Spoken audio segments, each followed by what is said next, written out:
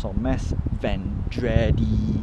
Parlons en français. Je ne peux pas parler français. Apprenons le français. Où est l'on? Ooh, nice. Talking about nice. I could have bought a scooter. Où est l'on? Non, je vais promener dans la campagne. S'asseoir. Cette nuit, Noé, il est 6 heures. Hold on a sec. I'm gonna wear my sweater. So, parlons anglais. Cool. Alright. So, today is Friday. I'm gonna mark today because today is the day that I did a Hail Mary.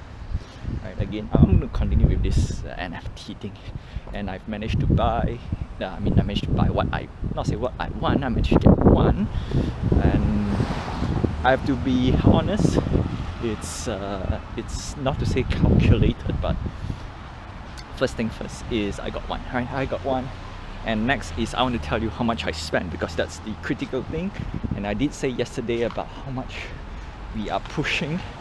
And in this case, we push a little bit more by 1.3k, right? So in total effective, we spend $4,300, right? That's a lot of money, right? That's a lot of money. Unfortunately, we dipped down in our little security, not say security, but we dipped down in our emergency funds a little bit because I really want to secure one. And the best part is right now, right? It's the what do you call this? What do they call it? I remember I keep saying it's something. I totally forgotten. Alright, I was remembering just now, it was in my head, but it's basically the post-purchase regret. Alright, basically shopping regret, purchase regret. I don't know, it rolls out of the tongue, like I've been using that. But anyway, now is the time that I will regret my purchase. And people say, hey, if you plan for it, why are you regretting? Is that so this is the fun bit, right?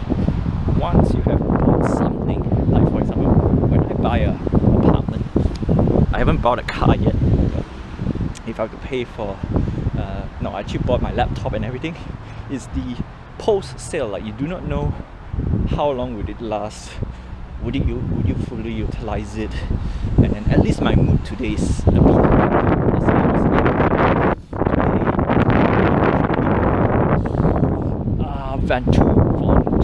windy,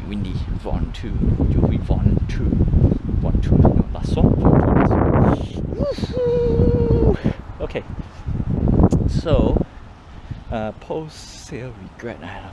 Basically, it's the after you purchase, right?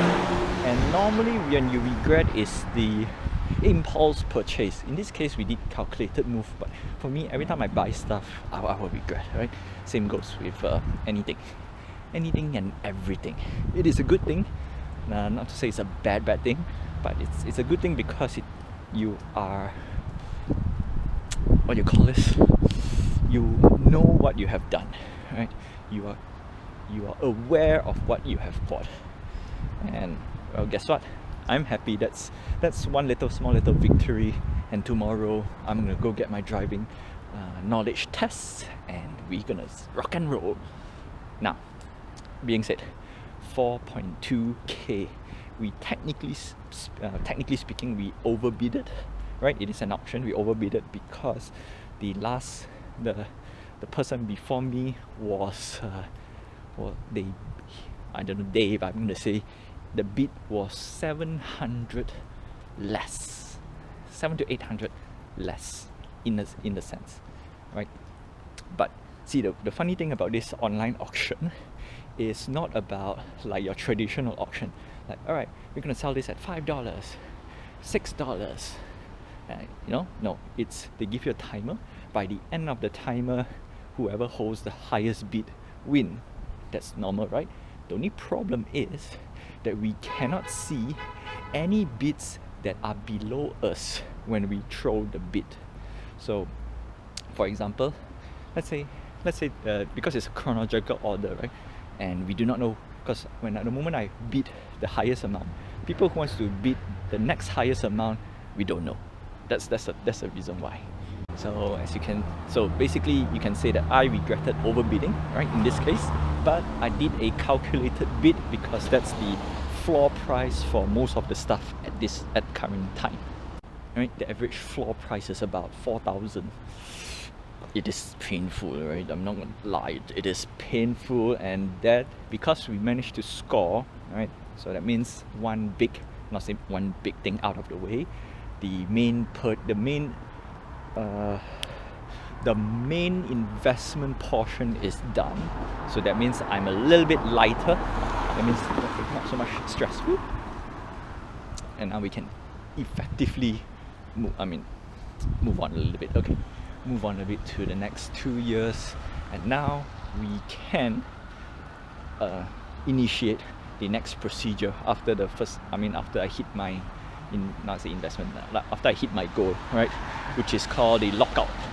So we need to lock out a lot of things. We need to lock out, like I said, right, we want to return at least $500 per month in GIC, and that's the second portion of this thing. The reason why I can push money out a little bit is that the savings rate here is terrible. So that's why we want to find multiple ways to get to get interest, to get better interest. In this case, we are going to aim for 1%, and 1% is guaranteed interest certificate. Or did it say guaranteed?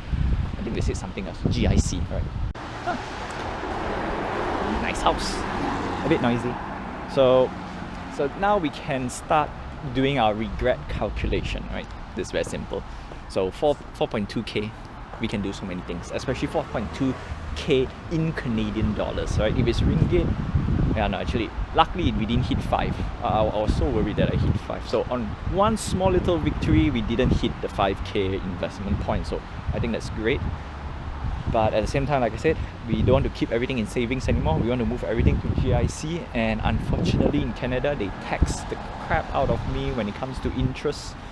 So lockout, right? First lockout is every time we can send 1,000 back to Malaysia. I know right now it's tough for me because we want my first priority is rebuild my 6k security emergency funds. So we already have 4,000 in the current bank account. That's to offset our fees. But I need to build up the remaining 2 so we can get back 6. Remember, I already pumped back into the NFT, so that's that. And every time we can send back $1,000 back to Malaysia to pay off our debt. I won't say our debt, my debts, especially my student loan, which also I have a big plan for student loan right now. And let's say you want to do throw it back to Malaysia. Luckily, Malaysia had a little bit of savings. Well, technically not really savings, but are we gonna walk that way? No, I don't walk on the main road. Right, we're gonna walk back. So, no. I really need to send back money back. I really need, because my number one priority right now after lockout is, instead of building up, remember I did say I want to do a savings and investment and stuff. So right now I'm going to cancel the savings, and you ask why. The answer is I'm going to use all my savings and pay off my student loan. Not fully, but 50%, because actually I've been holding off this plan from the vlog. I want to pay off 50% of the student loan because I get a 12% off out of my loan, and that is 12% remainder, which is not so nice, right? 15%. So this is the one I need to recalculate again, right? Which is better, 15%, because I have to finish pay the loan, then only I can get back my discount. In this case, the question is, if I pay half, is it 12% deduction from my remaining loan, or in total that I have on the month that I paid? Because if it's on the month that I paid, then it's a good thing. If it's 12% after I paid, then might not be the best, because I already cut it by half, so effectively it's just 6%. Yeah, and then if it's 6%, then might as well just pay it full and get the 15% off. Unfortunately, I'm nowhere near the full amount. That's why I spread it out to. Okay, I've been paying for a good chunk of years.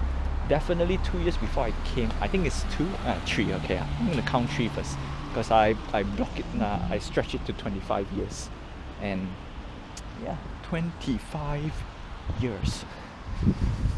And 25 years, I just pay $100. Doesn't matter if I pay early or not, because it's gonna be a flat rate interest. That's why it's good, and that's why I'm gonna introduce the blockout for investment. That means from today here on out, I cannot overinvest. I cannot frivolously. I cannot invest such a huge amount in not say cannot invest such a huge amount. I need to fulfill the quota of paying back myself $4,300. Okay, and not to say, we will definitely put the savings. Because if I were to save, I'll try to save $500 a month. Everything needs to change, so yeah, everything has to change. So everything changes because of the extra injection of 1.2k that would